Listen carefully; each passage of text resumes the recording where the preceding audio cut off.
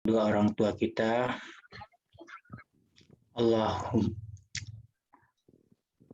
kita doakan kepada kedua orang tua kita agar diberikan kesehatan dan juga kepada orang-orang yang telah mendahului kita.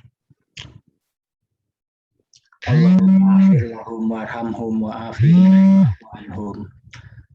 Juga kita berdoa agar kita diberikan keselamatan dunia dan akhirat. Rabbana atina fid dunya hasanah wa fil akhirati hasanah wa qina azabannar. Untuk sempurnanya doa, marilah kita baca Quran Al-Fatihah. A'udzubillahi minasyaitonirrajim. Bismillahirrahmanirrahim. Alhamdulillahirabbil alamin. Arrahmanirrahim. Maliki yaumiddin. Iyyaka na'budu wa iyyaka nasta'in. Ihdinas siratal mustaqim. Siratal ladzina an'amta 'alaihim ghairil maghdubi 'alaihim waladdallin. Amin. Kita sertai salawat tiga kali kepada Nabi kita, Nabi Muhammad. Allahumma sholli ala Muhammad wa ala ali Muhammad. Allahumma sholli ala Muhammad wa ala ali Muhammad. Allahumma sholli ala Muhammad wa ala ali Muhammad. Subhana rabbika rabbil izzati amma yasifun wa salamun alal mursalin walhamdulillahi rabbil alamin. Kepada Coach Yoyo disilahkan. Baik. Bismillahirrahmanirrahim. Assalamualaikum warahmatullahi wabarakatuh. Selamat malam Mas Purwo, sudah yang berkenan hadir ya. Iya, Pak. Berulang-ulang saya minta tolong, selalu berulang-ulang ditolong terus gitu kan, itulah Coach Yo begitu tuh orang ya, minta tolong terus ditolong terus gitu ya.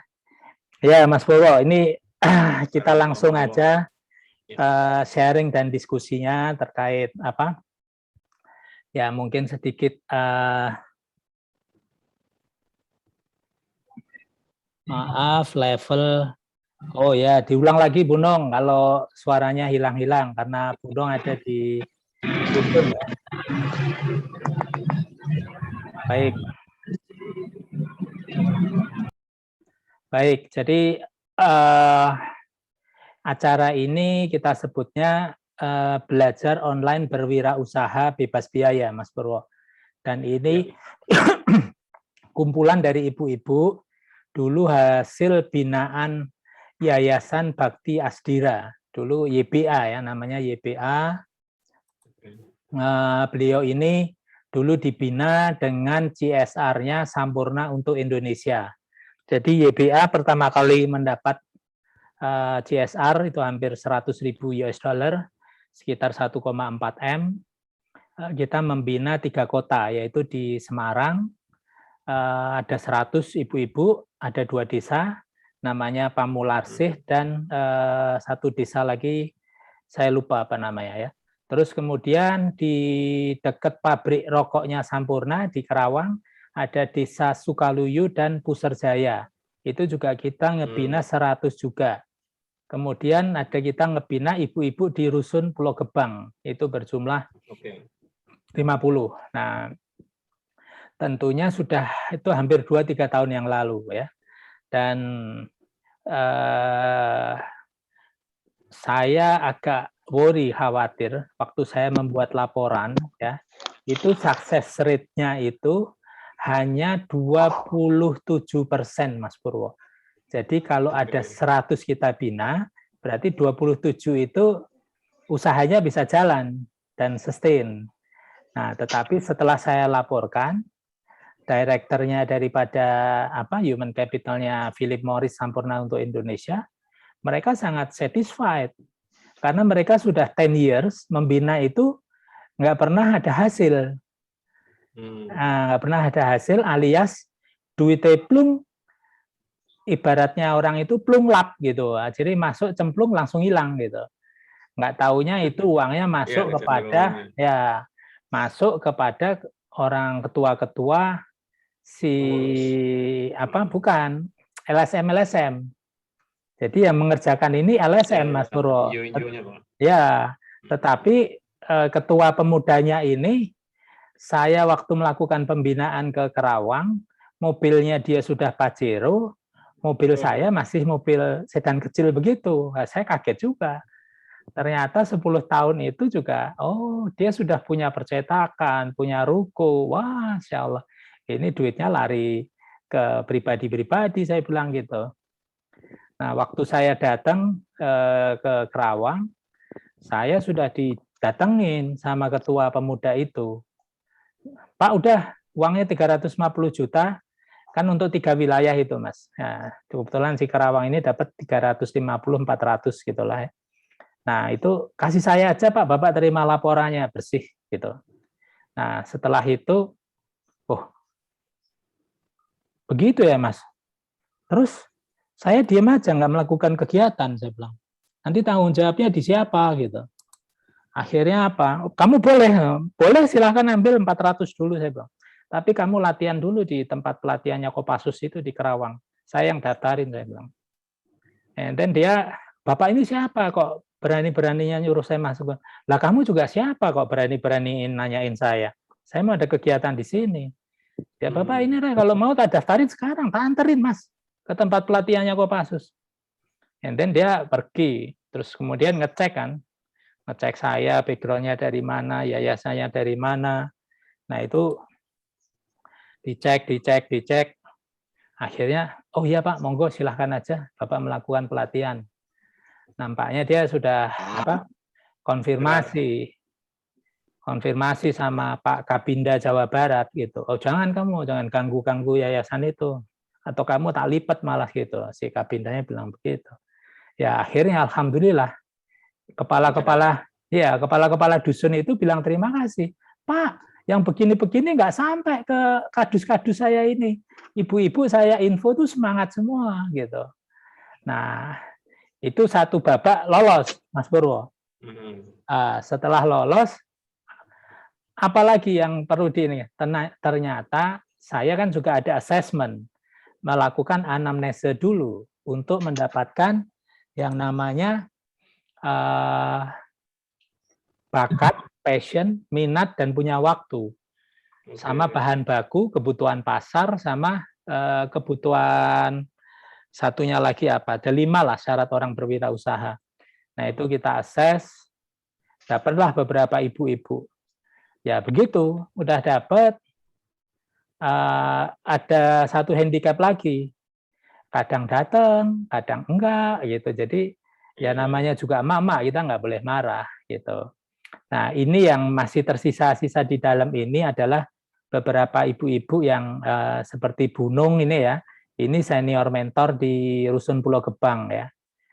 Bu Nung dulu boleh cerita Bu Nung, handicap pertama kali kita melakukan pelatihan ini sampai dimusuhin Mas Purwo. Musuhnya banyak.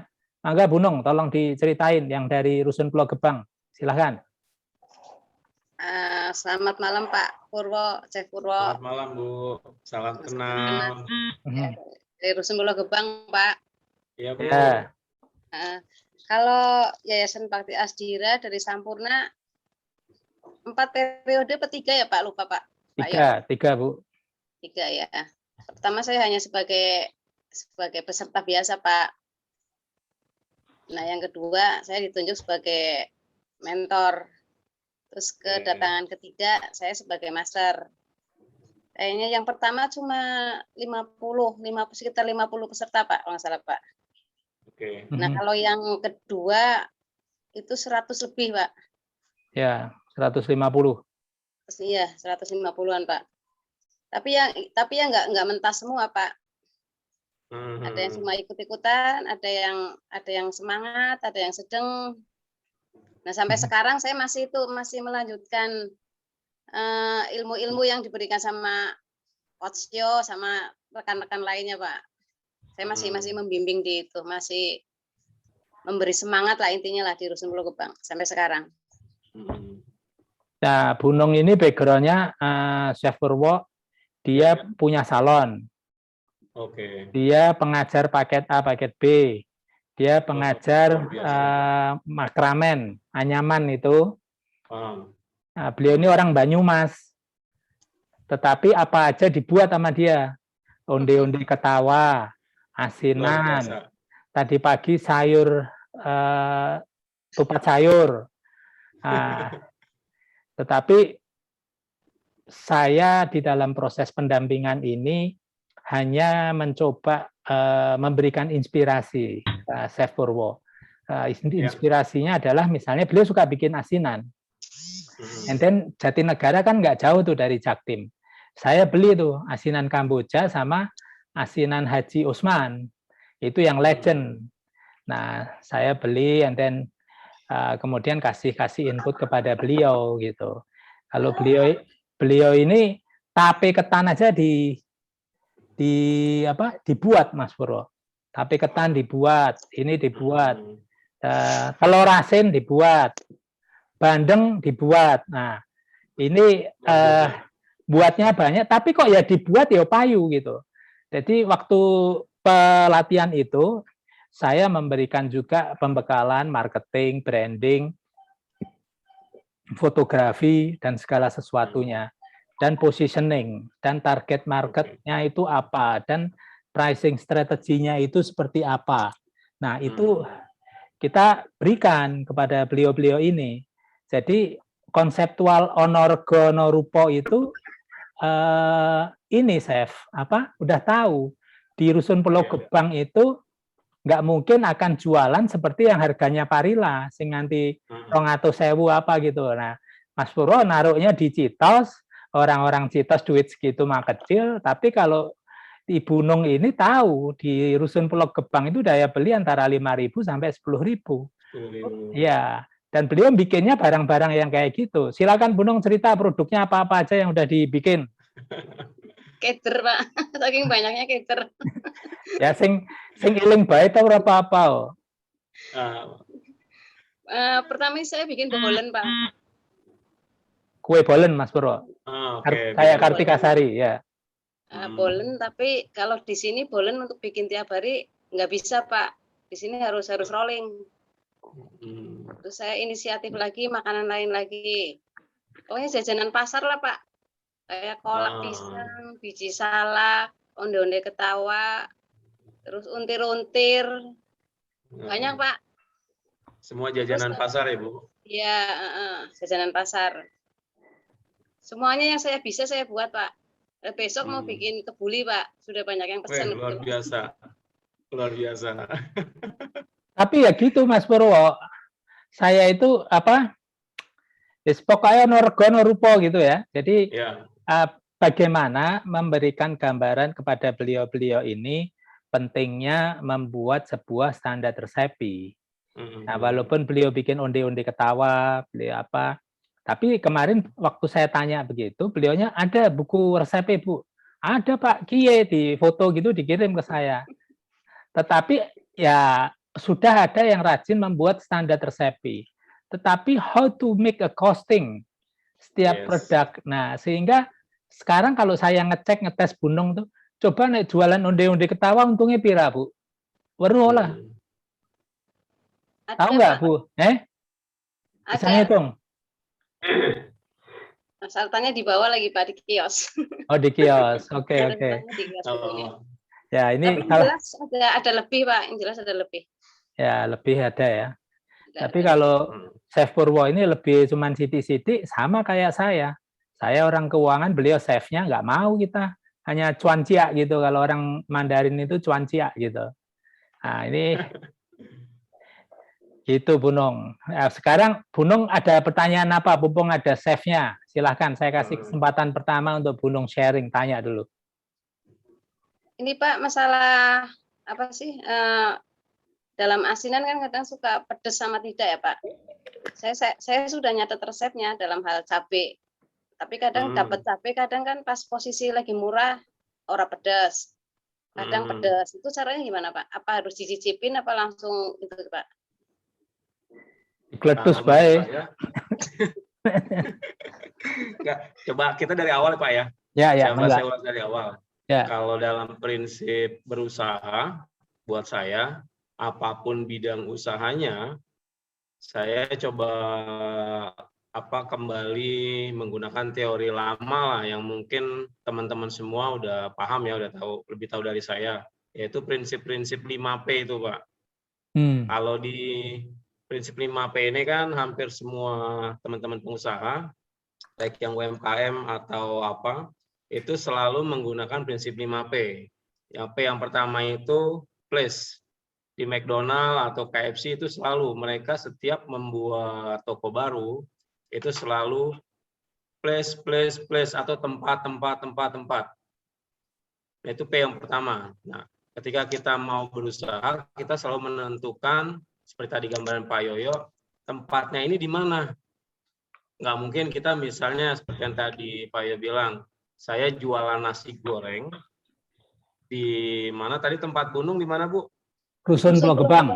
Oke, di Pulau Gebang dengan pola standar packing dengan servis yang sama, saya jual misalnya di Citos, di tempat saya usaha gitu ya. Di Citos saya jual sesuai dengan costing yang selama ini Bu Nung buat, misalnya hanya 10 sampai 15.000. Orang yang tamu-tamu dari luar mungkin akan bertanya, ini serius nih nasi goreng 15.000, nasi goreng apaan nih? Nanti seperti itu. Justru kadang tanda kutip banyak masyarakat yang bertanya, ini benar ya? Nah, begitu pun sebaliknya. Ketika saya bikin nasi goreng dengan konsep yang sama, tapi saya jual dengan harga menyesuaikan seperti yang di Parila di Citos. Misalnya saya jual di angka 55 atau 75.000. Saya jamin, yakin pasti nggak akan laku itu nasi goreng. Kalau saya jualnya di Pulau Gebang. Nah, jadi selalu tempat buat saya adalah poin pertama yang menjadi indikator ketika kita ingin membuat usaha.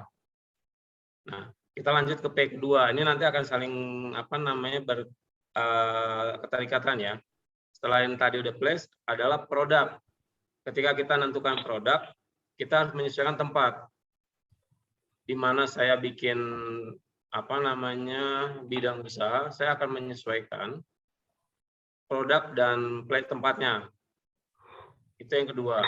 Jadi nggak mungkin juga yang tadi saya bilang, saya ingin membuka Parila restoran seperti yang saya buka di Citos, di Pulau Gebang, atau di Kerawang, atau di lokasi-lokasi yang nggak mungkin dalam tanda kutip itu punya segmentasi pasar. Yang ada akan mubazir, jadi sia-sia.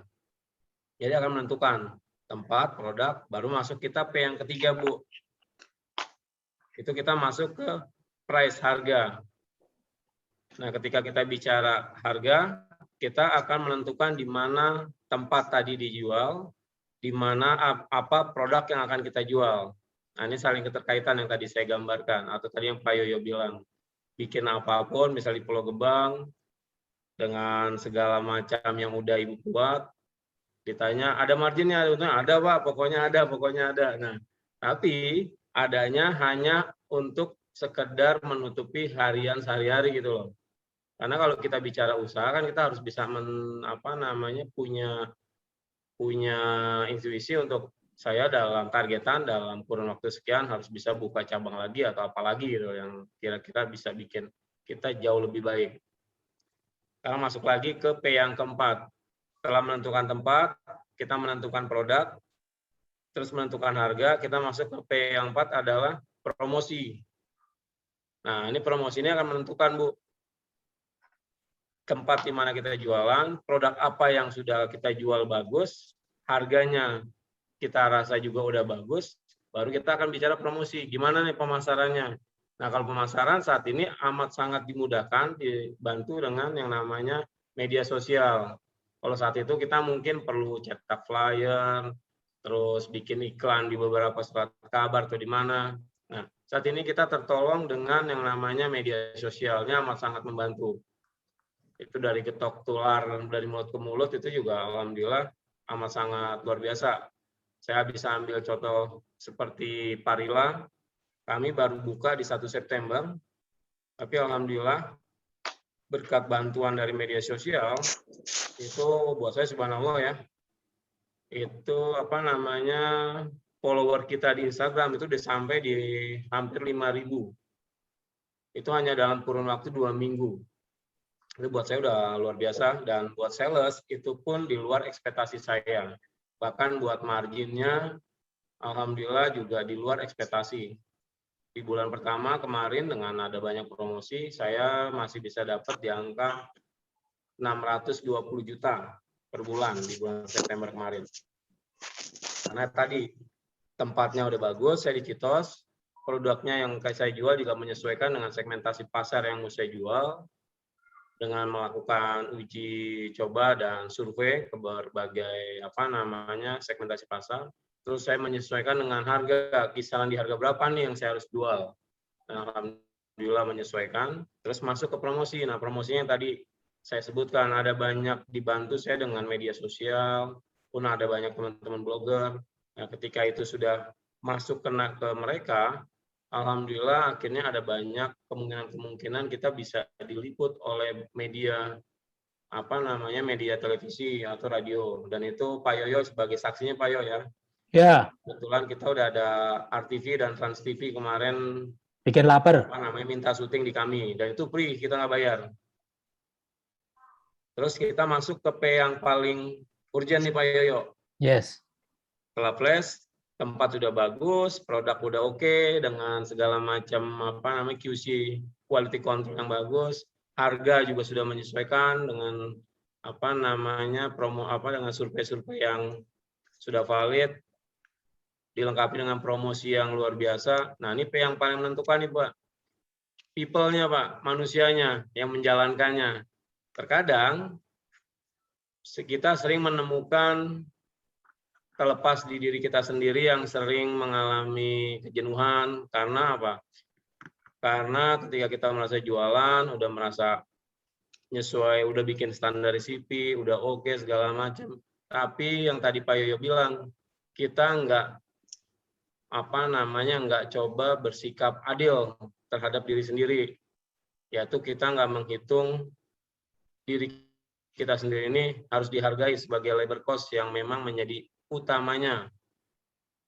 Seperti itu. Nah, atau seandainya pun kita mempercayakan P yang kelima ini ke orang lain, itu selalu kita menemukan kegagalan dalam artian tanda kutip, trust yang sudah kepercayaan yang sudah kita berikan kepada orang yang kita percaya, itu sering disia-siakan. Kalau bahasa saya sering menemukan people yang sontoloyo lah, atau people yang nggak sesuai dengan apa yang saya harapkan. Akhirnya berantakan semua. Nah, makanya dari semua ini buat saya 5P ini, P yang terakhir itu yang paling utama. Nah, disitulah kita bisa menentukan apa yang insya Allah akan coba kita maksimalkan untuk dijual. Itu poin bahasan yang pertama, Pak. Nah, untuk masuk ke tadi pertanyaan Bu Nung, lebih ke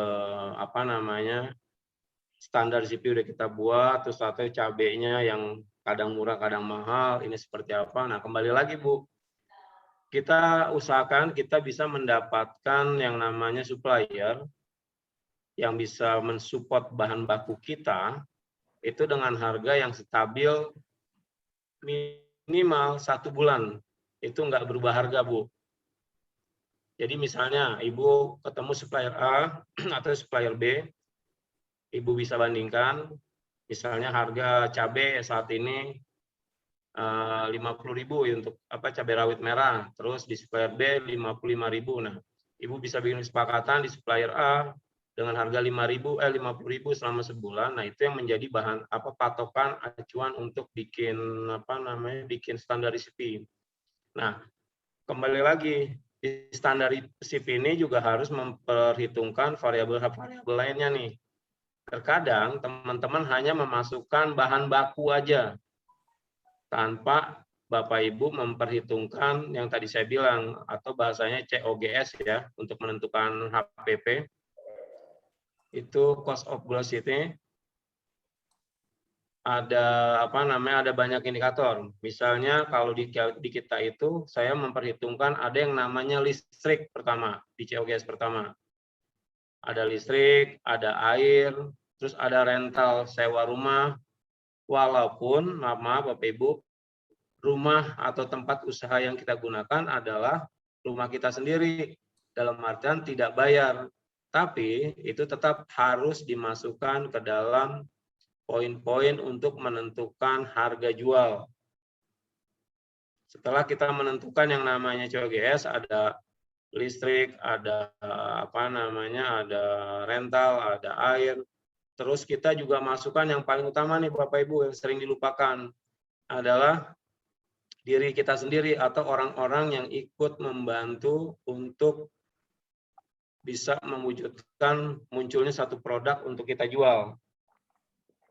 Nah, di situ yang yang amat sangat menentukan. Terkadang kita sering melupakan tuh, saya setelah hitung misalnya mau bikin asinan nih, Gunung, ada cabai merah, ada cuka, ada airnya kadang suka nggak dihitung, saya yakin banget itu. Ada garam, ada lada, ada kol putih, ada timun segala macam bla bla bla. Terkumpul lah misalnya nih total semua jadi 100.000 modalnya misalnya. Setelah ditimbang ada jadinya misalnya 2 kilo. Oh 2 kilo. 2 kilo ketika di-pack semua sama Ibu, diplastik-plastikin, Ibu jual per 200 gram misalnya. Nah 100 dibagi dari 2 kilo itu berarti 10 Bu ya. 100 bagi 10 berarti Ibu jual hanya 10.000, nambahin lagi lah jadi 12.500. Yang penting hanya untung segitu aja. Nah itu nggak bisa juga Bu. Saat itu laku semua, Ibu senang memang kelihatannya. Tapi ini kembali lagi perputaran untuk menentukan harga jualnya ini yang nggak bisa nggak ke deduction. Misalnya tadi air Ibu nggak hitung, gas nggak Ibu hitung terkadang, listrik suka nggak dihitung karena kalau bagaimanapun kan ada penerangan, ada macam-macam. Terus ada tenaga Bapak atau Ibu yang Ibu keluarkan untuk mengerjakan itu. Itu untuk penentuan COGS Pak Yoyo ya. Ya, nah, betul. Ada lagi yang paling utama sebenarnya, yaitu packaging atau consumable fee Pak biasanya Pak. Nah saat ini yang menjadi problem dari teman-teman UKM atau teman-teman pengusaha itu kecenderungannya ada di packaging. Nah packing ini sekarang luar biasa mahal. Makanya kalau Bapak Ibu coba belanja di mall-mall atau di rumah makan, misalnya di McDonald atau di KFC atau di atau di Yoshinoya, itu biasanya yang namanya plastik, sumpit itu sekarang dihargai. Mas saya minta ininya dong, oh ya Bu, ini kalau pakai ini, misalnya pakai packaging, take away, ditambah berapa gitu loh. Tapi kalau kita makan di tempat, harganya lebih murah. Nah itu hal seperti itu juga harus diperhitungkan. Nah, kalau di restoran itu atau di dunia hospitality, kita nyebutnya consumable fee. Itu harus kita masukkan. Misalnya nih, yang tadi Gunung bikin asinan dari modal 100.000 jadi 10 pack Bu ya. Nah, plastik yang digunakan untuk membungkus itu misalnya Ibu Nung beli sekilonya isi 10 ya. Harganya 10.000, berarti 10.000 dibagi 10. Itu berapa? Plus ditambah lagi selain plastik apalagi nih packagingnya. Misalnya ada stiker, oh stikernya ada Rp300 per piecesnya, itu juga harus dimasukin. Setelah dimasukin lagi, setelah itu butuh apa lagi? Oh ternyata butuh yang namanya plastik kresek buat bungkusnya. Nah itu juga harus dimasukin Bu. Plastik kresek misalnya per 10 harganya 10.000. Nah udah 10.000 dibagi 10 lagi berapa? Itu baru nanti masuk ke consumable fee. Setelah masuk ke consumable fee atau namanya overhead, baru ditambah ke COGS yang tadi, di mana di situ ada listrik, ada air, ada tenaga Ibu, ada rental tempat usaha. Itu juga harus dimasukkan. Nah, setelah itu baru kita menentukan HPP kita, harga pokok untuk dijualnya seperti itu. Nah, saya sering menemukan Pak, waktu saya masih di retail di Carrefour atau di Lulu Hypermart itu, waktu di Carrefour saya kebetulan salah satu tim development yang bekerja sama dengan teman-teman UKM. Itu ketika kita sharing seperti ini, mereka selalu bilang alhamdulillah Pak, bagus penjualan bla bla bla bla bla bla. Tapi ketika endingnya, end of the month-nya itu mereka sering bilang paling hanya dapat margin sekian Pak untuk nutupin, yang penting makan sehari-hari. Ya nggak bisa gitu dong. Kan kita yang kembali nih, kita harus tegak, harus adil sama diri sendiri, dalam artian adil sama keluarga, adil sama diri sendiri. Ketika kita memang coba untuk memaksimalkan diri, membantu membantu suami atau mencari apa di situ, ya kita harus realistis dengan mempertimbangkan variabel-variabel tadi yang saya sebutkan. Jadi harus minimal mempunyai targetan margin berapa persen setelah menentukan memasukkan harga-harga tadi, harga-harga yang harus dimasukkan dari listrik, air, rumah dan lain-lainnya. Seperti itu Pak Yoyo. Ya. Mungkin ada yang kurang jelas boleh ditanyakan. Baik, Chef Purwo. Saya pikir itu akan menjadi tambahan knowledge buat Bunung sama ibu-ibu yang lain. Tetapi tadi pertanyaannya itu priben carane untuk cabai ini kadang dino iki pedes, kadang dino ngisuk ora gitu. Nah, itu cara memilih cabainya itu supaya karena saya objek yang pernah kena ke sambar bledek pedesnya dia itu Pak Purwo kemarin. Saya dikirimin kok pedes banget, tapi istri saya suka pedes. Tapi di rumah habis juga itu asinan. Karena basicnya saya itu sebenarnya orang Jawa, nggak suka soto mie, nggak suka asinan sayur, itu saya itu nggak suka. Tapi karena dapat istrinya orang Sunda, Pak Purwo ya, sekarang mau nggak mau soto mie doyan, asinan doyan, ya udahlah. Semuanya ini karena keputusan hidup dari Allah begitu kan, dikasih fitrah istri orang Sunda, ya udahlah mau nggak mau apa-apa disukain itu. Itu betul ya Bunung, cara milih cabai ini itu ya. Nah ini Mas Chef Purwo ini jago juga milih-milih raw material gitu, karena dia udah pengalaman. Tadi Pak, maaf, yang tadi saya bilang ketika ini saya nggak ngerti nih Bunung belanja bahan baku langsung ke pasar ya? Pasar Pak, tapi saya pilih yang termurah Pak. Oke, yang termurah betul. Nah sebenarnya gini, kalau bicara jenis-jenis cabai ini kan macam-macam Bu ya. Misalnya nih yang Ibu gunakan adalah cabai rawit. Terus mentang-mentang misalnya nih cabai rawit nggak ada, Bunung ganti cabai keriting. Itu juga pasti akan berpotensi nggak akan pedas. Atau kalau saya sih biasanya, dan alhamdulillah sejauh ini ketika bicara bikin asinan atau bikin apa, karena kebetulan saya juga pernah di Indonesian Food, selalu saya mix Bu, antara cabai rawit yang galak yang nggak ketulungan, atau saya sering dibilang cabai setan ya Bu ya, sama cabai keriting. Kenapa Bu? Cabai Madura juga bisa. Ya cabai Madura juga bisa, benar, galak soalnya. Seperti itu. Nah itu yang di mix. Nah terkadang gini loh Bu, misalnya kita ketika belanja di pasar, paham sih saya, pasti yang dicari yang murahnya aja nih. Ketika bicara yang murahnya aja, itu kecenderungannya yang sering dicabai yang dikasih adalah cabai yang udah dicampur, ada kebanyakan hijaunya. Nah, hijaunya itu kadang cabai masih cabai muda yang mengkilat itu loh Bu. Nah itu biasanya kalau yang mengkilat terus bagus lah molek gitu ya, itu malah justru kurang pedas. Jadi kalau mau Ibu request kasih saya cabai, langsung bilang ke penjualnya, kasih saya cabai yang memang Ibu inginkan. Kalau saya bilang tuh biasa cabai setan lah, Bang kasih cabai setan. Atau kalau saya bilang ke teman-teman supplier, kasih saya, kalau bahasa Inggrisnya itu hot red beet atau cabai rawit lah, cabai rawit pedas gitu aja udah. Itu biasanya mereka udah paham. Nah kalau di pasar pun sama, harusnya bisa lebih ngerti dia. Cuma tanda kutip, memang teman-teman penjual itu suka agak sedikit tricky ya. Itu main ngasihnya itu yang tadi. Karena saya berapa kali juga nemuin, nggak usah jauh-jauh lah, ibu saya kebetulan jualan juga, itu suka dikasih ini gimana cabai nggak pedes segala macam. Ya itu cabainya cabai hijau yang memang bagus atau cabai merah yang memang bagus, tapi nggak pedas malah Bu, seperti itu.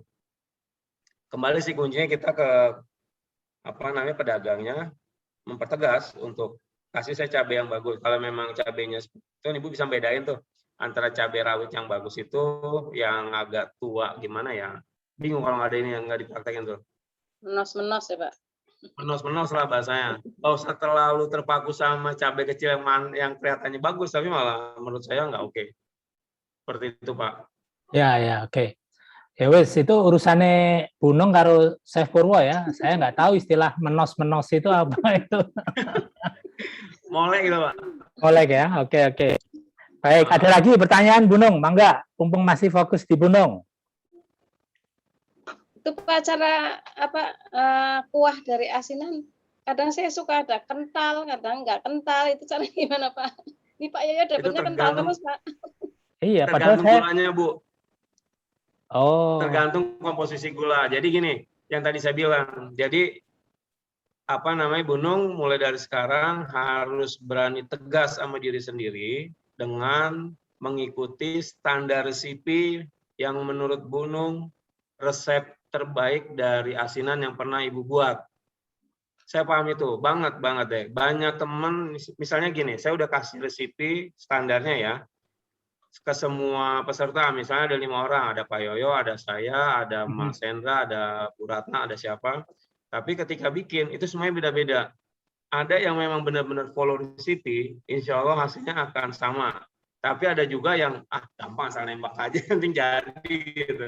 Itu sering seperti itu, Bu. Jadi yang penting, sekali lagi, saya sendiri, sampai sekarang itu kalau di restoran, itu selalu bikin yang namanya cheat sheet, Bu. Cheat sheet itu contekan lah ya bahasanya. Itu standar resipi yang hanya berisi ingredientnya sama kuantitinya.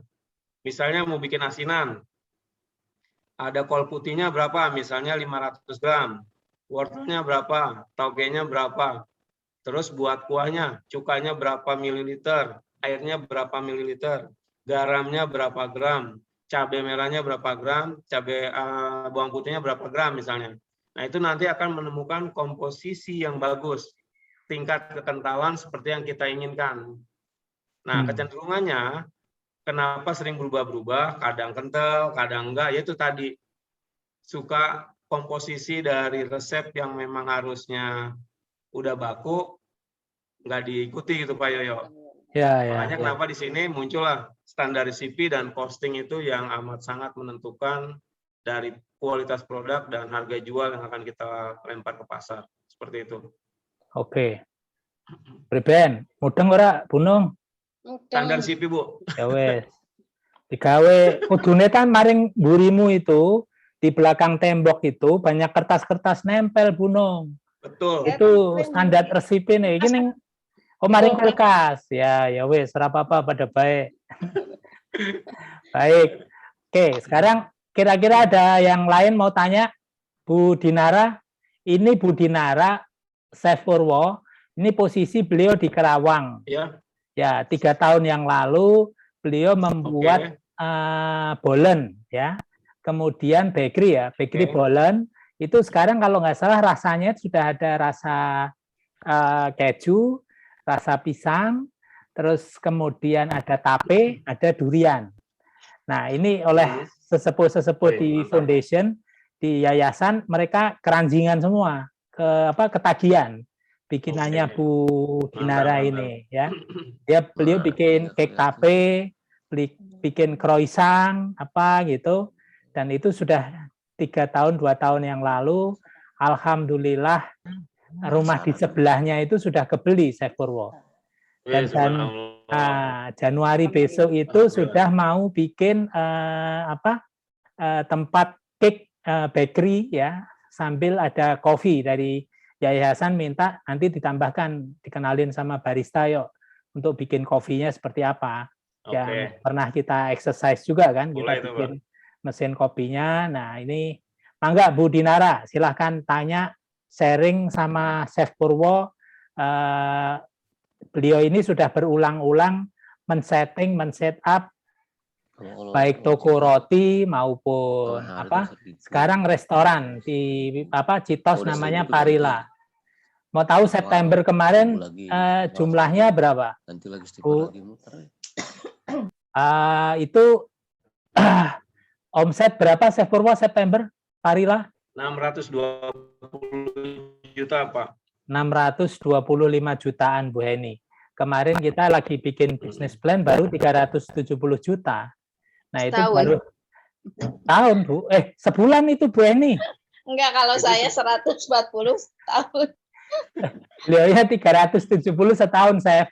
Karena bikinnya cuma baru 10 lusin. Tapi kan karena beliaunya ini pelaku usaha mikro, kita mau dorong, karena perintah dari yayasan itu, sekarang kan inisial dari Pak Jokowi, ekosistemnya itu harus dibuat. Dan Pak Erick Thohir, waktu saya juga bikin statement di Facebook, saya menyampaikan, saya kalau kirim pesan-pesan ke pembantunya Mas Pres itu, biasanya saya suka di Facebook, saya bikin statement gitu, Mas.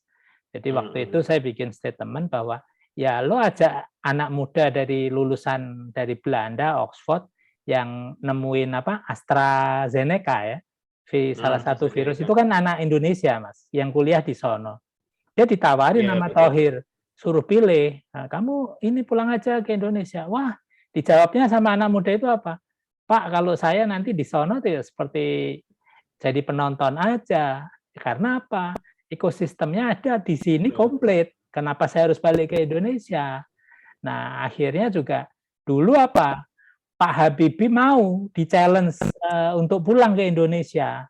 Karena apa? Karena ada gentleman agreement between dia dengan Pak Harto untuk disiapkan ekosistemnya yang sekarang jadi PTDI. Dan sampai hari ini, karena itu disetting dengan benar, ya pesawatnya orangnya sudah meninggal tetap bisa diproduksi. Itu peninggalan yang dibangun oleh Pak Habibie. Nah, sekarang juga ekosistemnya untuk ultramikro ini sudah terbangun pelan-pelan, Mas. Jadi Pak Thohir sudah menggabungkan 3 BUMN, yaitu BRI, Pegadaian, dan PNM, itu khusus untuk memfinancing para pelaku usaha ultramikro. Jadi dikhususkan, nanti di dalamnya itu PNM itu berperan sebagai pembina dan pendamping, si Pegadaian itu sampai ke sudut-sudut pelosok-pelosok itu dia masuk, kemudian BRI-nya nanti kalau menerima kalau mereka sudah naik kelas. Nah, ini sudah mulai, Mas. Nah, ini Bu Heni ini adalah yang nanti menjadi prototipe Yayasan Gema Inovasi Sejahtera. Kita dorong untuk beliau naik kelas karena beliaunya juga berkenan untuk naik kelas gitu. Enggak, Bu Heni, silahkan tanya untuk hal-hal yang ini Chef Purwo ini ahlinya setting-setting baik makanan Eropa, kemudian roti-roti bakery, itu juga beliau bisa bikin tuh Bu Heni. Oh iya.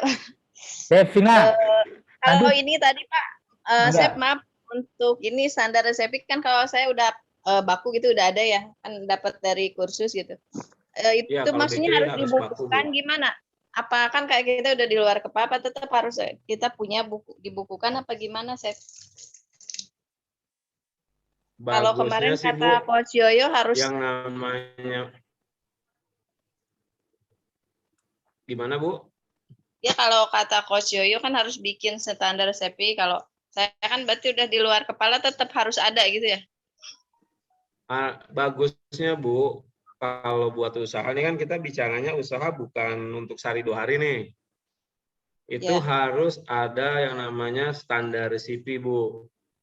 Nah, nanti di standar resipi itu, nanti coba kita share coba ini Pak Yoyo ya, apa namanya format. Nanti coba saya buatin formulanya Pak, yang lebih mudah, nggak yang seperti yang dikenyang itu.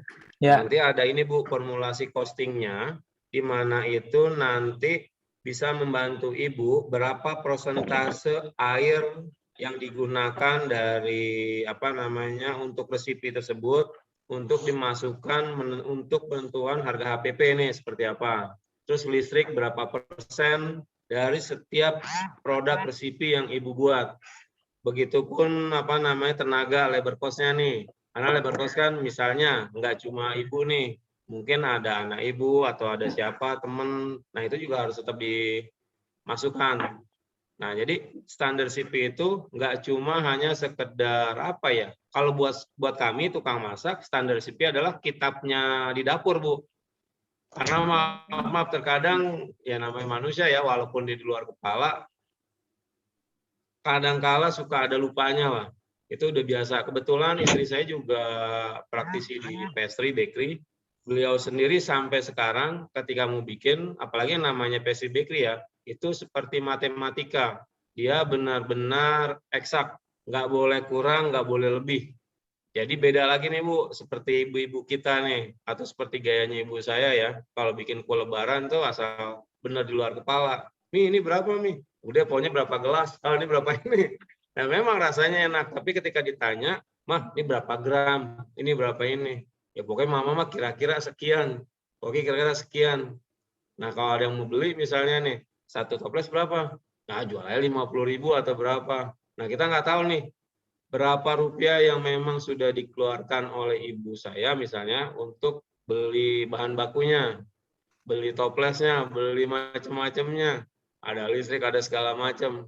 Nah, seperti itu, Bu. Jadi buat saya, buat kami ya, tukang masak ini, standar CP adalah sesuatu yang amat sangat penting. Jadi wajib buat di dapur itu. Seperti itu, Pak Yo.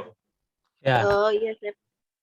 Bu, ya ini Bu Heni ini satu-satunya yang suka ngeyel sama saya, Chef Purwo. Jadi makanya saya datengin Chef Purwo itu supaya ada endorsement gitu loh dari ahlinya gitu. Beliau itu saya tuh dianggap gitu, dia udah punya suami, saya sudah punya istri, tapi dianggap kayak cowoknya sendiri, dia yelin mulu terus gitu, Chef Purwo. Itulah Bu Heni. Tapi gitu ya. Tadi ada satu bahasa yang penting saya cermati dari Chef Purwo adalah kita dalam berniaga, berdagang, itu harus adil sama diri sendiri. Ini masa Bu, Betul, Pak, harus Pak adil. Chef Budi Nara ini, kemarin baru berapa bulan yang lalu, sakit sebulan. Nah, Ya, makanya saya sebulan itu kayak hidup saya nggak enak, gelisah, apa begitu. Nggak taunya dia sakit. Karena lagi rame, Pak. Lagi rame sakit kan, jadi ikutan. Gitu ya. Jadi saya kok terasa nggak enak apa? Ternyata Bu Heni sakit ini. Waduh, nggak laporan-laporan saya bisa bilang. aja Bapak. Itu. Sok, ayah pertanyaan lagi Bu Heni atau tadi soalnya nggak dari awal, lagi ada acara, jadi belum nyimak dari awal tadi, Pak. Maaf. Enggak. Jadi pas terakhir baru ininya. Nggak apa-apa. Nanti prinsip tadi Chef Purwo di awal itu menyampaikan betapa pentingnya buat seorang chef itu tetap beliau juga punya namanya standar resepi dan costingnya. Karena di dalam sebuah tim kayak Chef Purwo itu saat ini di Citos itu memimpin namanya restoran Parilla, sebulan itu sudah ada 620 juta. Saya aja Masya Allah, ya, iya, Bu, sebulan 620 juta. Saya aja pernah nanganin namanya Cafe Suryo ya. Itu paling tinggi hanya baru 375 juta. Itu di Plaza Indonesia, Bu. 375 juta. Mau tahu nggak sewa tempatnya berapa? 175 juta. Undi-undi brengsek itu, Masya Allah saya bilang. Plaza Indonesia itu yang paling mahal. Nomor 2, Pondok Indah. Itu yang mahal juga. Nah, itu, waduh, setan kita masa capek-capek segitu, hampir separuh udah dipotong buat bayar tempat, Bu Heni. Apakah iya, gondrong kita. Melihatnya udah didongkol di hati gitu. Betul. Nah, tapi nanti Ibu, Chef Purwo nanti kalau pas saya berkunjung ke Kerawang, beliaunya nggak repot, ada tempo. Boleh, Pak. Saya ikut. Ya, Chef Purwo akan lihat bantu layout setting tempat cake bakery-nya beliau. Sekaligus jalan-jalan, Chef, ke Insya Allah, boleh. Ke Walahar makan wafer. Gitu. Tempatnya jelek. Ya nggak apa-apa, Bu. Justru dari tempat yang jelek itu, Bu, harus kita poles, Bu. Saya selama ini, ketika diserahkan misalnya waktu di beberapa restoran atau di retail, itu selalu dari tanah merah, Ibu. Dalam artian masih bentuk lapangan lah ya. Lalu bilang, Pak, ada sekian meter persegi nih, Bapak minta berapa ratus meter persegi misalnya. Nah, saya nggak ujuk-ujuk langsung bilang, oke, saya minta sekian ribu, nggak. Paling saya hanya minta realistis yang tadi saya bilang, ketika saya sudah menentukan atau mensurvei pasarnya, segmentasi pasar yang memang saya akan ambil, terus saya akan bicara dengan realistis berapa meter persegi pertanggungjawaban moral yang harus saya jawab ke owner, berapa rupiah yang harus bisa saya berikan gitu loh. Jadi kita nggak bisa lagi bilang ini tempatnya jelek segala macam, nggak bisa juga, Bu. Insya Allah dari tempat yang kata Ibu jelek itu bisa jadi sumber-sumber pundi buat bantu masyarakat sekitar, ya Pak ya. Betul, betul. Jadi gitu ya Bu Heni, nanti kalau keinget ada mau tanya lagi boleh next tanya. Ya, sekarang saya pindah ke Bu Bianti Ratna. Sebelum habis Bianti Ratna nanti Bu Lina ya. Bu Lina ini yang masih bingung-bingung, Chef, mau tentukan apa. Kemarin sudah jago bikin bebek rica sama bebek rendang. dikirim ke rumah saya. Itu. Enak, dikirim Mantap. enak, habis. Sampai saya foto tulang-tulangnya, saya balikin fotonya ke dia lagi. Ini Bu, tulang-tulangnya. Nah, ini ada satu lagi chef yang bakery ya. Ini namanya Bu Bianti Ratna. Ini sekolah wong Jowo dari Magelang ya. Ini, nah ini orangnya pakai kacamata, ini wajahnya kayak perempuan desa gitu ya, tapi luar biasa gitu. Namanya. Biar nopo saiki opo Iya, ya. Ini beliaunya dulu di BPD Jateng, Coach. Chef ya. Sekarang kembali di Magelang, bekerja di PGN, perusahaan gas negara, tapi pengen duit meneh, wong wedok biasa. Duitmu, harus itu. Ya, duitmu, duitku, duitku, duitku, gitu kan. Semuanya mau dikuasain ini sama emak-emak ini kan. Nah, beliaunya ini sekarang di waktu-waktu libur senggang beliau, kalau pagi beliau bekerja sampai sore, nah beliau produksi namanya Omoni Proltape. Nah, dan dulu kadang bikin tiga loyang, 2 loyang, apa. Tapi sekarang sudah apa? Sudah saya bukan suaminya, tetapi saya kadang liwat-duli, wah kesel bikin 12, kesel capek bikin ini. Nah akhirnya ordernya mulai berbanjiran, Coach. Jadi dia ini diproduksi sudah, menurut saya standarisasi sudah terjadi, marketingnya sudah terjadi. Cuman problemnya ngeluh-ngeluhnya itu, kedatangan nggak ada order ngeluh, kebanyakan order ngeluh juga. Nah, Mangga Jeng, silahkan tanya ini sama ahlinya. Dia restorannya beliau itu di pojokan, cukup besar ya, di Citos. Kemarin saya sama istri saya makan itu, Masya Allah. Sebenarnya saya pengen semua mau saya sikatin loh, bayare apa makan sampai habis gitu kan. Tetapi karena all you can eat gitu. Tapi saya malu juga, ada chefnya yang kenal gitu kan. Mau makan ini kayak gak pernah dikasih makan enak gitu kan. Ya akhirnya cicip-cicip, tapi nanti kalau pas ke situ pas tanya dulu lah bocor-bocoran, yang Chef Purwo nggak ke situ hari apa gitu. Nah, udah makan pas hari itu aja. Mangga Jeng, Kang Nana, ada pertanyaan yang bisa digali dari Chef Purwo? Ya, terima kasih waktunya. Saya produksinya Omoni Proltape, khususnya Proltape, saya nggak punya produk yang lain. Jadi ya saya ambil resepnya itu, saya pusing dari resep aslinya Proltape Jember. Itu saya senang milih resep itu karena bikinnya nggak ribet, nggak pakai mixer, nggak apa, hanya manual aja pakai whisk, upluk langsung jadi. Dan dijamin bantat.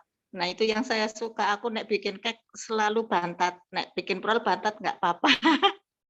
Nah itu, saya variannya itu di topping kalau di yang sudah biasa itu kan keju, kismis seperti itu toh. Kalau untuk Proltape, nah ini saya toppingnya itu kemarin dapat challenge gula aren. Ini udah tak kirim hari ini. Terus sama matcha, ini saya pakai di matcha itu. Matcha, ya sama coklat. Itu naik untuk standar resepnya. Insya Allah ini kan dari resep asli sudah saya saya gali lagi sesuai dengan kemarin waktu resep asli kayaknya banyak sekali minyaknya, ini tak kurangin seperti itu. Kayaknya sudah pas resepnya itu. Insya Allah sudah ada di catatan saya. Anak-anak juga sudah pada bisa bantu, bisa diserahin. Dan untuk pemasaran hanya lewat online. Untuk toko saya belum bisa punya toko, hanya masih sekedarnya aja. Seperti itu. Terima kasih kalau ada ide-ide apa yang dasarnya dari tape itu loh, Chef. Siap. Kalau ide sih, saya yakin sebenarnya kalau bicara makanan itu ibu-ibu semua itu jauh lebih paham dan jauh lebih pandai menggalinya, karena kearifan lokal dari masing-masing daerah ini kan banyak nih Bu ya. Iya. Apalagi tadi kan Ibu bilang Ibu menemukan resepnya itu malah ngambil langsung dari Jember ya, khas Jember. Ini yang sesuatu yang luar biasa, dijualnya di Malang. Magelang atau Malang, Bu? Magelang. Magelang. Oke, Magelang. Nah, ini kan juga potensi ya. Nah, saya sih yang coba saya poin yang saya ambil, yang saya kritisi adalah seperti yang tadi Pak Yoyo bilang nih. Ada orderan kita sering nggak ada orderan kita ngeluh, ada orderan banyak yuk kita juga ngeluh karena keteteran. Nah, makanya kita bicaranya masuk ke tingkatan manajemen nih Bu, paperwork-nya. Jadi saya kan Ibu kan jualannya kan lewat medsos Bu ya. Nah, ketika bicara lewat medsos, Ibu akan ketika berproduksi itu sesuai dengan pesanan yang memang masuk ke Ibu nih ya. Iya. Betul nggak Bu? Betul nggak? Iya. Nah, seperti itu. Nah, sebenarnya itu kan malah membantu ketika menentukan seperti itu. Nah, yang jadi koreksinya adalah, saya nggak ngerti nih, Ibu di sana jualnya berapa, bahan baku dari semua yang Ibu pergunakan itu berapa. Nah, makanya kenapa Ibu mengeluh? Apakah karena saking kecapeannya, tapi hasilnya dalam tanda kutip rupiahnya nggak maksimal nih? Atau karena memang rupiahnya maksimal, tapi kecapean nggak ada yang bantuin. Nah, ini dua hal yang berbeda yang bisa nanti disiasatin. Misalnya, kayaknya urusan duit itu, Mas Purwo. Saya sih ngeliatnya ke sana, Pak. Iya, itu jadi saya kalau beli cake di Bawean, Chef Purwo, itu satu plat begitu, itu 85.000. Sedangkan dia ini jualnya adalah satu plat itu 35.000. It's still far from 85,000 to 35,000. Itu bedanya 50.000, Chef Purwo. Nah, saya sebenarnya udah ngasih info kayak gitu supaya dia ngiler. Orang Bandung aja 85, kenapa dia jual 35? Tapi saya juga lama-lama, ini nggak sampai sebulan lagi bakal dinaikin sama dia ini ke 45 begitu. Tapi dia tetap confident saja di 35. Wis payu no katanya kebahagiaannya sudah di langit, tetapi capeknya nggak di langit, capeknya di ngeluh gitu lah. Iya, itu. Iya. Ya itu Bu yang tadi saya bilang. Kita harus adil, Bu. Adil dan berani tegas sama diri sendiri. Nah, ketika bicara adil dan tegas ini beda, Bu ya. Beda dua hal. Adil itu yang tadi saya bilang, Ibu sudah bercapek-capek luar biasa, mengolah dan menciptakan produk tersebut menjadi satu nilai jual yang bagus. Tapi Ibu nggak adil nih ketika Ibu menjual, yang penting laku aja. Padahal, maaf misalnya, modalnya sendiri udah 30.000 atau 32.000. Nah, Ibu hanya dapat margin misalnya 3.000. Nah, ketika 3.000, yang Ibu lupa, yang tadi saya bilang adalah, Ibu lupa nih nggak menentukan. Ibu membuatnya itu di mana? Kan nggak mungkin toh di lapangan atau numpang sama tetangga. Seandainya numpang pun pasti Ibu akan harus bayar sewa, benar nggak? Nah, ketika Ibu bikin di rumah, ya Ibu harus adil. Ini rumahku buat usaha. Bukan buat rumah ini rumah tinggalku, bukan buat usaha. Nah, ketika saya ingin numpang usaha, berarti saya harus memperhitungkan masuk ke sewa tempatnya. Misalnya pasaran di sana berapa? Ibu harus bersikap adil tuh dan tegas, harus begini. Yang tadi saya bilang, dua hal yang berbeda Ibu ya antara adil dan tegasnya. Harus bisa begini, misalnya rata-rata di sana pasaran sewa rumah 500.000, dibagi per bulannya adalah sebulan 500.000. Dibagi kira-kira saya dalam satu hari bisa berproduksi berapa banyak. Nah, dari satu hari misalnya 30 loyang misalnya. 30 loyang berarti kali satu bulan berapa nih? 30 hari berarti 900-an loyang. Nah, 500.000 bagi 900 jatuhnya berapa rupiah per satu produk yang Ibu kenakan untuk sewanya. Itu pertama. Terus air. Kan Ibu setiap hari pasti bayar air, setiap bulan bayar air dong. Entah itu air tanah atau air dari pam. Nah, kalau ketika bicara air dari tanah adalah kita menggunakan pompa nih listrik. Berarti di listrik ini yang harus dibayar. Listrik per bulannya berapa? Nah, ketika listrik sudah dihitung, misalnya per satu resipi, per satu produk, per piecesnya dikenakan Rp1.000. Nah, karena Ibu air juga menggunakan itu, ditambahin lagi jadi 2.000 misalnya, plus sama ini. Nah, kembali lagi tenaga Ibu. pasaran di sana, UMP-nya berapa sih? Misalnya di Magelang UMP-nya 5 juta per bulan. Ya dibagi, yang tadi saya bilang, per hari 30 pieces, 30 loyang, dikali 30 hari, jadi 900 loyang misalnya. Ya udah 5 juta, UMP-nya dibagi 900 loyang nih. Per loyangnya itu dikenakan berapa rupiah dari itu. Nah, itu nanti jadi HPP-nya Ibu. Itu satu hal. Nah, itu udah ketemu nih buat TOGS-nya ya bahasanya. Nah, yang Ibu harus pikirkan lagi apa? Packaging-nya Ibu gunakan apa nih? Saya yakin yang paling mahal saat ini packaging-nya, betul nggak? Iya. Itu ini sama anak saya terus terang. Anak saya bilang, Ibu tambahin biaya packingnya. Kok Ibu 35 nggak pakai biaya packing? Anak saya yang bilang, iya. Biarin dulu lah itu. Nah, ya gini loh Bu.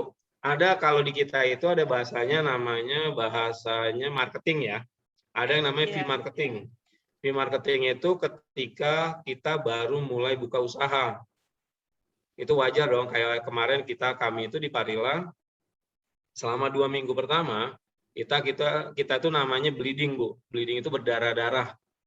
Berdarah-darah dalam artian karena kita belum kerjasama sama teman-teman supplier terlalu lama, belum ada kerjasama yang maksimal ya, karena kan kita baru semua nih.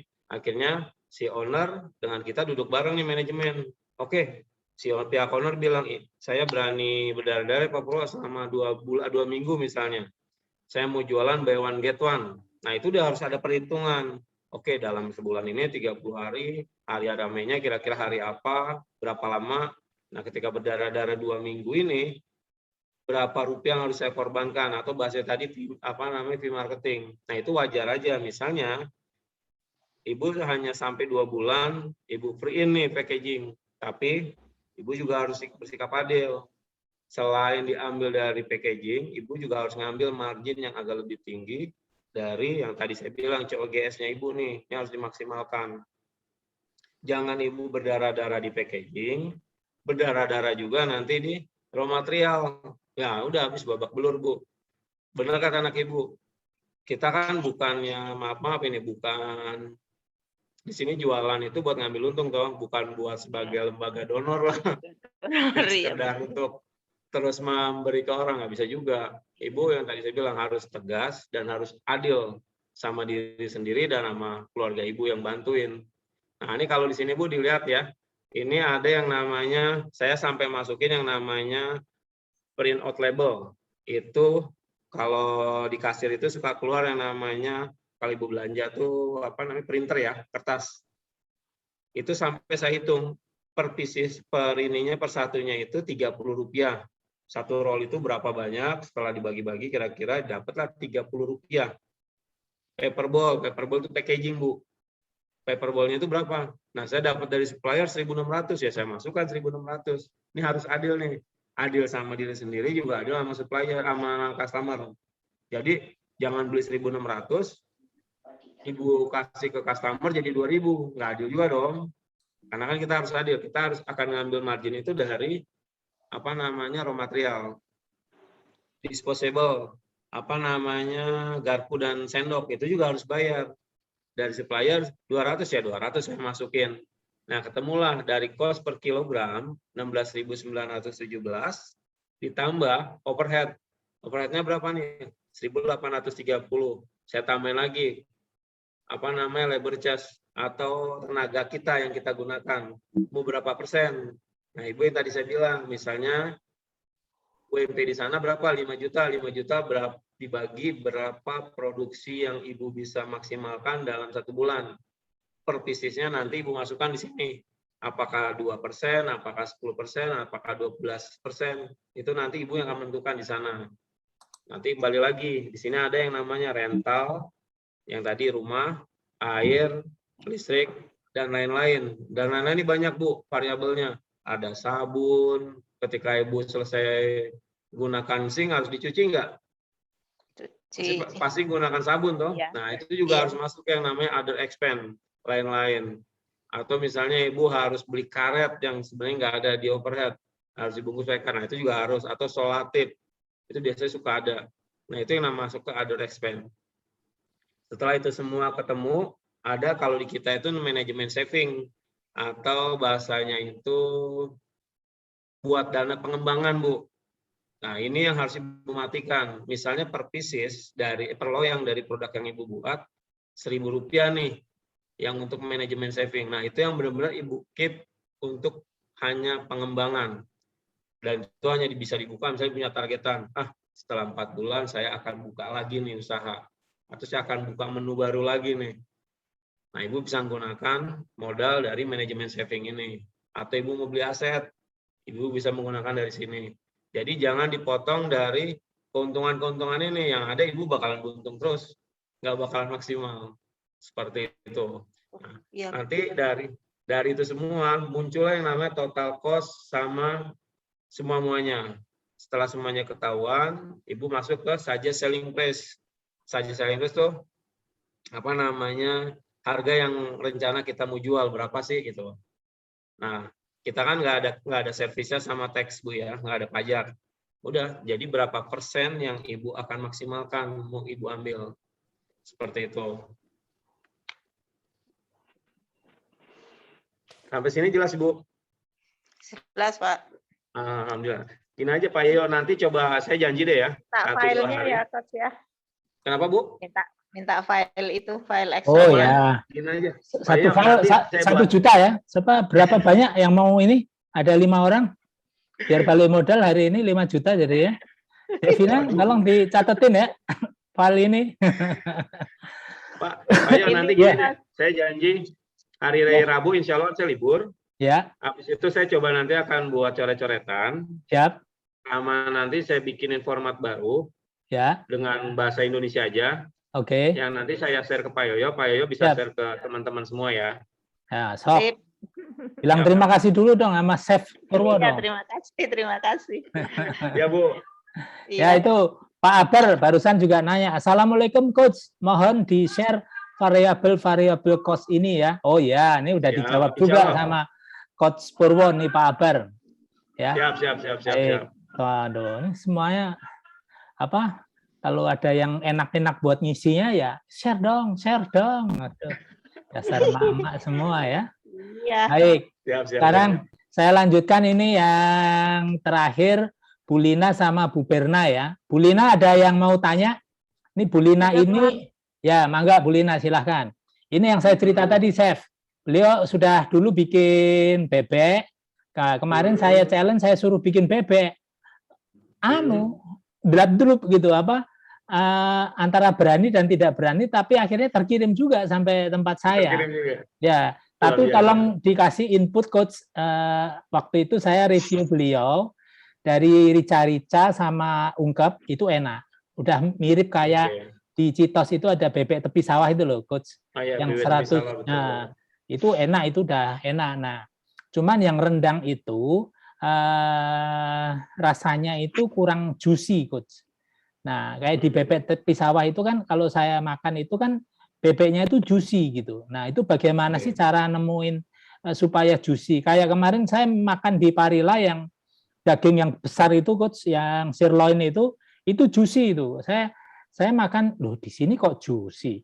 Di Abuba saya hampir 800.000 nggak juicy. Di sini hampir di bawah 500.000 berdua sama istri saya juicy. Sampai di jalan, iya. Di jalan itu, ya makasih ya ditraktir. Kan saya mendidik anak sama istri saya, selalu saya biasakan, kalau gua yang bayarin, lo harus bilang terima kasih sama gua gitu. Wah ini walaupun ya, supaya kita dihargain juga kan Coach. Kadang-kadang kan kita ini suka dilupakan, udah nyari duit, makan kita nggak diperhatiin, apa kita nggak diperhatiin. Nah, itu saya disiplinkan, baik anak mau istri itu selalu harus bilang, say thank you to daddy ya, about this dinner, about this lunch. It's very important for you must be tell to me. Mas Bima. Iya, siap gitu. Mangga, Bu Lina, mangga. Iya Pak, makasih Pak waktunya. Ini yang Bu. Seperti yang disampaikan sama Coach Jo itu, saya boleh dong Pak resepnya supaya juicy. Yang pertama.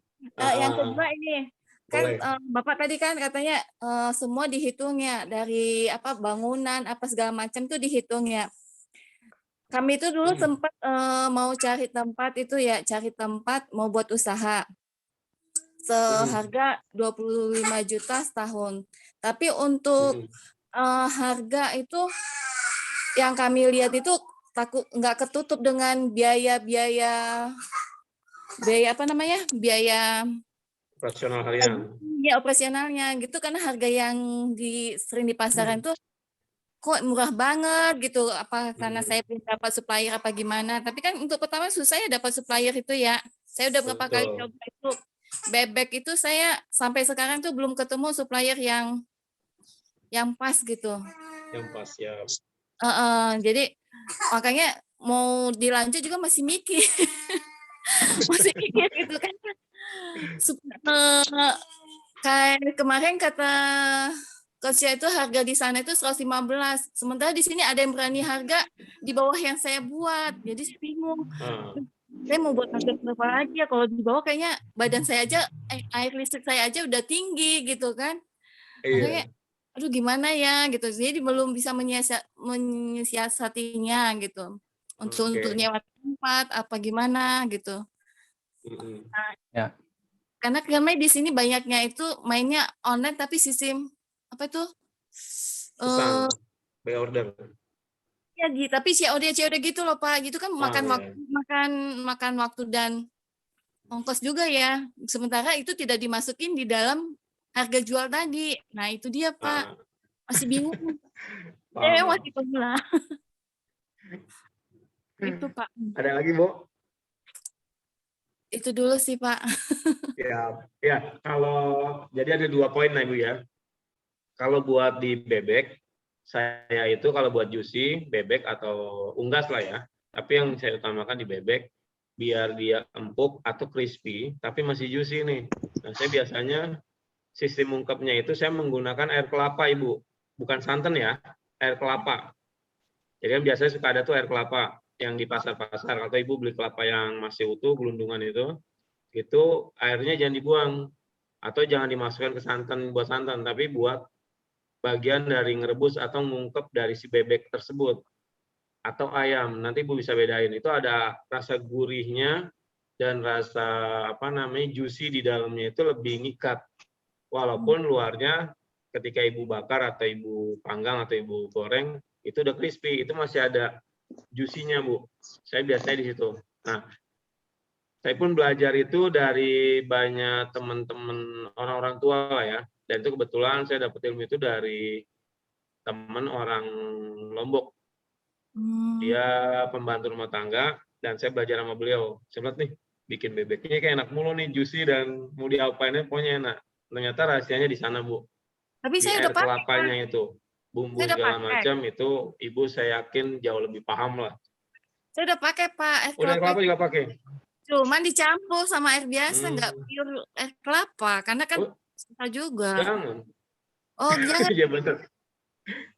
Kalau bisa sih air kelapa semua, Bu. Jadi itu juicy-nya lebih mengena. Terus sama apinya, Bu ya. Jangan pakai api yang besar. Setelah misalnya Ibu numis nih, buat semuanya dulu, buat bahan-bahannya, kunyit, cabai segala macam dan bawang, bla bla bla. Setelah ketumis benar-benar masak ya, baru nanti kan disiram air ditaruh bebeknya dulu nih. Nah, itu baru apinya kecilin, Bu, ketika ditaruh air kelapanya. Apinya api sedang aja. Jangan di api besar. Kalau api besar saya jamin pasti pertama dagingnya suka ngelawan, atau yang kedua ketika memang itu lamanya udah bagus, biasanya juicy-nya itu keserap, ketarik semua, akhirnya habis. Seperti itu, Bu. Jadi main di apinya juga. Nah, terus kalau untuk yang pertanyaan yang kedua tadi, kembali lagi, Bu. Ini kan kalau buat saya simpel sih. Ketika saya mau usaha hasil maksimal, saya harus berani juga berinvestasi secara maksimal. Itu filosofinya kalau buat saya. Karena saya berapa kali dipercaya untuk bangun sesuatu, usaha, tapi terkadang ada owner itu yang malu-malu, mau hasil maksimal, tapi investasinya itu bercanda gitu loh, selalu berputar di soal uang aja, itu yang pertama. Nah, tapi itu bisa disiasatin juga, Ibu. Makanya saya ketika mau berusaha atau dipercaya sama seseorang untuk buka usaha, saya nggak langsung sekonyong-konyong itu saya bilang, oke, saya ambil. Saya nggak mau. Saya selalu minta waktu. Kasih saya waktu ya 2 minggu. Nah, saya akan observasi pasar, Bu. Di mana saya akan buka usaha nih. Saya pelajarin apakah ada perumahan target pasarnya ya. Ada perkampungan, terus ada sekolahan, atau ada lembaga-lembaga apa yang memang itu bisa jadi potensi untuk kita nge-grab sales kita nih. Nah, setelah itu menurut kita udah oke, baru saya akan bicara soal menu apa yang akan saya buat. Nah, ketika bicara menu, saya harus punya standar CP dulu nih, Bu. Standar CP, bla bla bla bla bla bla, sampai menentukan yang tadi saya bilang, harga sewa rumah ini dari setiap menu yang harus saya buat ini kira-kira berapa rupiah ya. Nah, ketika udah ketemu, baru saya berani. Seperti yang tadi Ibu bilang, oh ya ternyata ada satu ruko harga sewanya 25 juta nih per tahun ya Bu ya. Nah, dari 25 juta per tahun, kira-kira Ibu dalam satu hari bisa membuat bebek lakunya ini berapa? Misalnya, satu bebek bisa laku dalam satu hari, bebek bisa laku misalnya 50 pieces per hari. Nah, dari 50 pieces dikali 30 hari, dikali 12 hari, 12. Nah, itu nanti Ibu bagi 25 juta bagi sebulan dibagi 12 berapa, terus nanti dibagi lagi berapa harga bebek yang telah kejual. Itu nanti menentukan berapa rupiah yang akan masuk jadi variabel untuk menentukan harga costing. Jadi nggak sekonyong-konyong misalnya Ibu nyewa, 25 juta nih. Kalau Ibu mau langsung, murah nih, nggak bisa juga. Kemahalan nih, nggak bisa juga. Karena kayak yang tadi Pak Yoyo bilang, di Plaza Indonesia itu mahal. Di Citos itu juga Parilla saat ini itu kita ngontrak sewa tempat 100 meter persegi, 112 meter persegi, itu per bulannya kita 130 juta sudah sama PPN. Ketika owner bilang, ini gimana kira-kira? Nah, saya selalu mempertimbangkan yang tadi saya bilang. Setelah saya observasi dengan tim, terus saya pelajarin, terus saya menentukan apa yang akan saya buat, kira-kira punya nilai jual atau enggak, saya langsung bilang sama owner, Bu, insya Allah, bismillah saya berani. Terus berapa? Si Ibu hanya bilang, Pak, yang penting saya kemarin tuh bulan September, Ibu bilang, 400 juta udah oke. Saya ketawa, Ibu bercanda kalau cuma masalahin saya dapetin sales segitu. Karena nilai jual kita kan per porsinya berapa-berapa saya sebutkan. Itu kita ada 198 plus PPN 200-an sekian lah ya. Nah, itu alhamdulillah Bu, di bulan kemarin pertama kemarin kita di 620 juta plus diskon bla bla bla yang bersih ke owner kemarin itu 567 juta Bu. Itu bersih ya. Bersih dalam artian udah dipotong diskon. Baru dipotong sama yang namanya sewa 130 juta. Masih ada yang 400 sekian. Dipotong lagi sama purchase kami Bu, daging segala macam. Jadi masih ada margin di owner itu 100 juta sekian. Ya senanglah mereka. Jadi yang pertama optimis dan selalu harus ada hitung-hitungannya Bu, secara matematiknya Bu. Makanya kenapa tadi benar di materi kita saat ini standar CP dan costing itu yang paling utama untuk menentukan Ibu mau melangkah mana nih, nggak cuma untuk harga jual, tapi kira-kira berani nggak nih?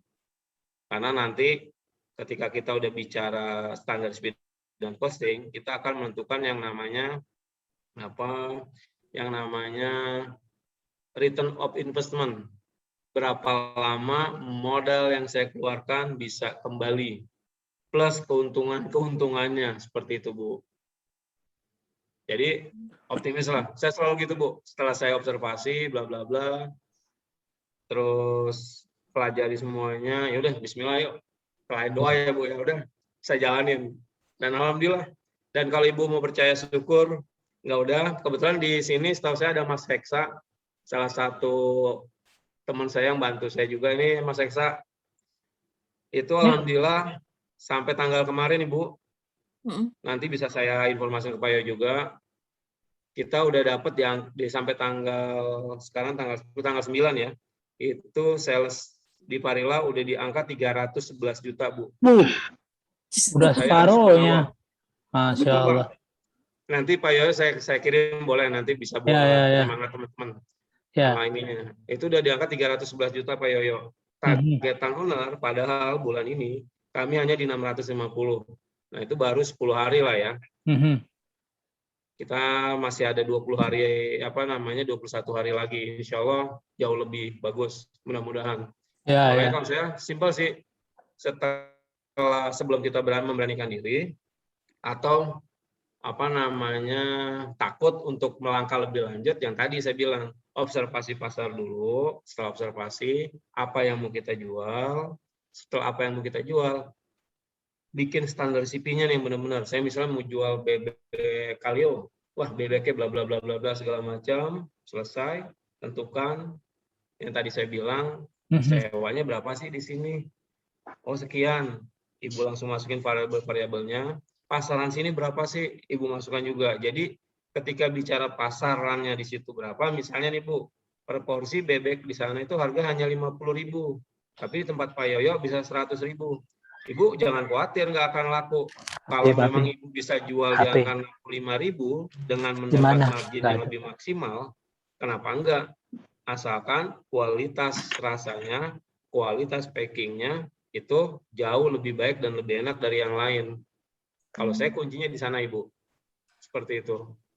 Jadi nggak takut ya Pak, soalnya saya takut kok dia murah banget gitu, kok saya kemahalan nggak gitu jadinya. Betul Bu, saya kalau mau takut tuh saya Bu kemarin Bu sama owner, 130 juta sebulan Bu ya, bukan per tahun. Per bulan 130 juta. Dan ya saya bismillah udah, ayolah. Tapi saya juga nggak sekedar sekonyong-konyong mengiyakan tanpa ada perhitungan-perhitungan yang matang. Tetap saya menggunakan nalar akal sehat saya. Kalau menurut saya nggak memungkinkan, saya akan bilang, wah ini kayak nggak memungkinkan. Tapi ketika saya udah observasi, kita kan pasti tahu dong, wah targetan saya ini. Kira-kira kalau tadi saya bilang Bu, prinsip 5P, place, produk, price, promosi, sama people nih manusia kita juga. Insya Allah kita nyamanah, jalankan ini semua ya, bismillah Bu. Apalagi dibantu sama doa, ya udah, saya percaya kok. Seperti itu Bu. Alamatnya di mana? Iya. Restoran alamatnya. Makasih Bu, Pak. baik. Bu Lina, jadi Bu Lina ini dari kelas-kelas kita, Chef Purwo. Jadi step-step itu tadi saya melihat beliau sudah berproses dengan sangat baik. Jadi memang syarat berwirausaha itu kan adalah salah satu di dalam 5 itu ketersediaan bahan baku. Nah, kalau Ibu mau bisnis di Karawang, tetapi bahan baku bebeknya itu menjadi sebuah kesulitan Ibu, ya Ibu mengconsider, memutuskan, mempertimbangkan ingin switching kepada usaha yang lain, itu tidak salah Bu. Itu menurut saya boleh-boleh aja, tetapi juga jangan menyerah karena di Karawang itu banyak sekali industri-industri, banyak orang Jepangnya, banyak orang ininya. Nah itu juga cukup banyak. Saya melihat Bu Heni itu juga saya monitor. Saya kan selalu nginceng-nginceng postingan ibu-ibu di medsos semua kan. Bu Heni itu kan ngirim ke PT Toro apa begitu. Nah, itu saya juga tahu tuh ngelihat itu. Oh, ke perusahaan berarti Bu Heni ada, ke emak-emak ada, ke bapak-bapak mungkin juga ada. Nah, itu sudah cukup banyak tipe-tipe pelanggan Bu Heni yang membeli. Nah, ini saya juga mau cerita lagi ke Bunung. Bunung itu iseng bikin telur asin. Kadang beli 2 lusin, 4 lusin, dibikin telur asin. Modalnya telur bebek itu satu kalau enggak 2.300, 2.500 tuh Bu, mentah. Betul. Nah, dalam perjalanan kok Bunung udah ada orang jual telur itu udah jadi telur asin 2.500. Kan gimana nggak keder dia? Gua bikin aja 2.500 tambah 1.000 ongkos ini jadi 3,5 dia bikin. Tahu-tahu ada orang nawarin ke beliau udah jadi telur asinnya, nggak bikin-bikin lagi 2.500. Itu namanya milestone Bu Lina. Jadi kadang Allah juga ngelihat juga, kasihan juga ini orang Banyumas satu ini. Apa-apa dibikin, dijual supaya bisa hidupin bulanan apa begitu. Mungkin istana, Pak. Iya, sama. Nah, yang 2.500 itu cara bikinnya pakai tanah. Lebih ini lagi gitu. Dan beliaunya akhirnya ya sudahlah, gue beli aja yang 2,5 udah tinggal jual, cuman bersihin tanahnya doang apa segala macam. Ya itulah perjalanan seorang wirausaha seperti itu, Bu Lina. Tetapi nggak apa-apa, Ibu sudah menjalankan step-step ini dengan bagus. Lebih bagus tahu risikonya dan bagaimana memitigasi risikonya, dan tidak duit yang mau diinvestasikan tidak bleber kemana-mana, berdarah kemana-mana. Itu lebih bagus, nggak apa-apa. Ini kan Ibu lagi istilahnya kalau orang Jawa bilang ngawruh ilmu, ngawruh pengalaman. Saya datangkan kan ahli-ahlinya. Kemarin ahli pelayanan, Chef Purwo ini ahli produksinya gitu kan. Nah ini terus ini. Karena saya juga nggak pinter kayak Chef Purwo. Saya nggak jago kayak Chef Coach Muti kemarin. Makanya kita cari orang-orang yang memang berkenan, berbagi, sharing dengan kita hari ini. Nah, kita kan dapat ilmu banyak tuh dari Chef Purwo tadi. Si Bunung aja sampai nulis di sini. Nah, apa nih di chat ini? Makasih untuk resep bebek pakai air kelapa. Next saya pakai. Biasa saya pakai cuka atau jeruk untuk menghilangkan amis. Nggak tahu tuh benar apa enggak tuh Chef Purwo. Hilangin amis. Siapa? Terus ini apa? Pak Abar. Assalamualaikum warahmatullahi wabarakatuh. Chef, izin bertanya. Untuk standarisasi resep ini, secara praktisnya apakah gramisasi dan atau filling-fillingan? Gramisasi itu maksudnya per gramnya ditentukan gitu Mas ya. Misalnya takaran, sendok atau lain. Kemudian bagaimana cara membuat suatu produk jadi viral, favorit. Saya sedang mulai berjalan jualan nasgor dan miagu. Miagu itu mungkin mie ayam goreng kali ya. Ya, mie ayam goreng. Keren juga namanya miagu Pak Abrar. Tempatnya masih di lingkungan pondok pesantren. Inspirasinya miagu ini dari Semarang. Oh, dari Semarang Mas Purwo. Beliaunya ini pensiunan dari DTI, Mas.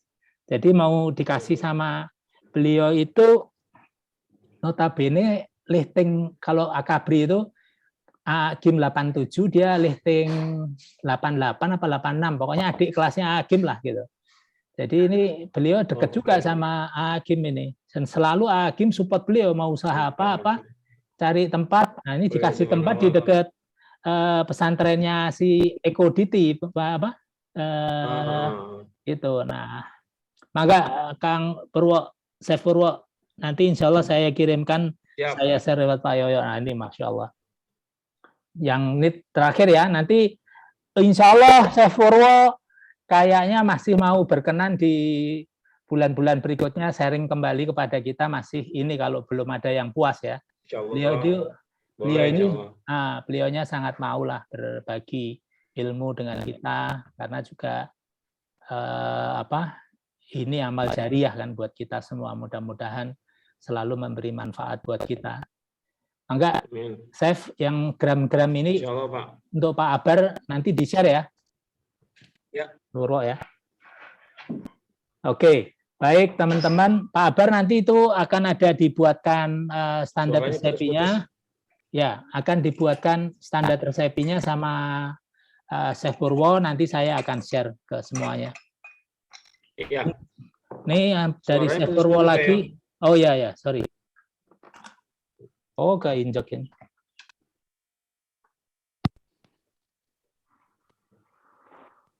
Nah, ini putus-putus karena di rumah saya berburu dan bersaing, anak main medsos, kitanya kebagian sisa-sisanya aja. Ya, ntar saya coba ganti ke ini. Hotspot. HP biasanya lebih cepat. Ntar.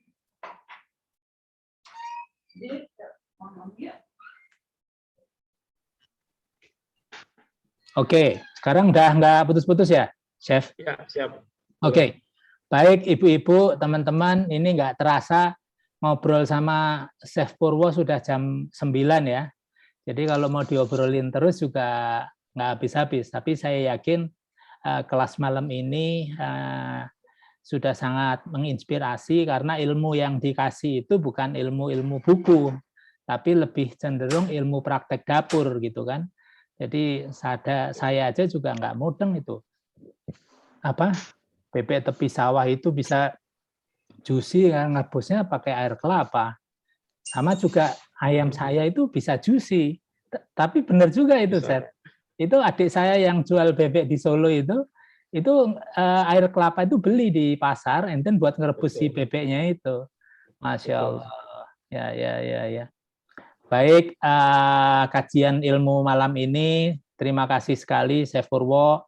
Saya yakin buat Bu Berna, Bu Eli ya, yang belum mendapat kesempatan untuk bertanya, jangan khawatir, kita masih bisa continue dengan Chef Purwo, dan Chef Purwo juga nanti bisa kasih ide-ide lah yang resep-resep kecil gitu ya. Nanti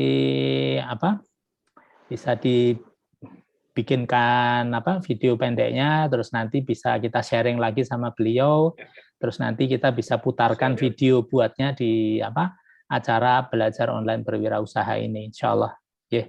Terima kasih banyak Chef Purwo sharingnya, ini luar biasa. Devina tolong diatur yang saya direct message ke kamu. Nanti ya, saya kasih nomor HP-nya Chef Purwo untuk ditanya alamatnya biar Chef Purwo bisa icip-icip produknya ibu-ibu ini. Bisa. Baik, terima kasih semuanya. Kang Hendra mohon ditutup kajian majelis ilmu malam ini. Semoga memberikan manfaat. Pak Heksa sudah berkenan mendampingi Chef Purwo terkait kelas ini. Nah, ini memang ibu-ibunya sih di grup ada 70, tetapi yang selalu hadir ini adalah ya beliau yang menurut saya insya Allah akan jadi champion Mas Purwo. Dan saya yakin mereka ini juga memiliki mentalitas yang berkenan untuk berbagi. Karena Bu Nung ini juga di Rusun masih membina teman-teman. Bu Dinara Bolens yang bakery tadi pernah ngajar Mas Purwo, 40 ibu-ibu di Perumnas di Kerawang gitu ya. Dan saya yakin Bu Eli, Bu ini juga sudah ada KUB, kelompok usaha bersama untuk laundry. Jadi ada beliau, ada Bu Anggoro, ada Bu Tarbiah. Nah itu Bu Tarbiah ini sebulan sudah laundry-nya sudah 6 jutaan Mas Purwo. Jadi alhamdulillah gitu ya, insya Allah ya. Saya pikir gitu aja, Chef Purwo, terima kasih. Kang Hendra, tolong ditutup kajian ini malam ini. Chef, terima kasih kepada Chef Purwo dan juga Coach Yo dan Bapak Ibu yang telah hadir pada kesempatan kali ini. Semoga ilmu yang disampaikan dapat bermanfaat. Saya sebagai yang tadi membuka dan harus juga menutup, ya baiklah kita bersama-sama akhiri dengan bacaan hamdalah. Alhamdulillahirrahmanirrahim. Banyak maaf. Saya tutup. Wassalamualaikum warahmatullahi wabarakatuh.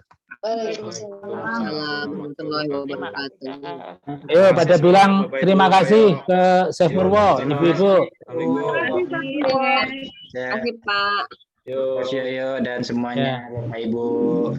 Iya Pak. Saya akhiri ya, saya close ya Zoom-nya ya. Iya Pak.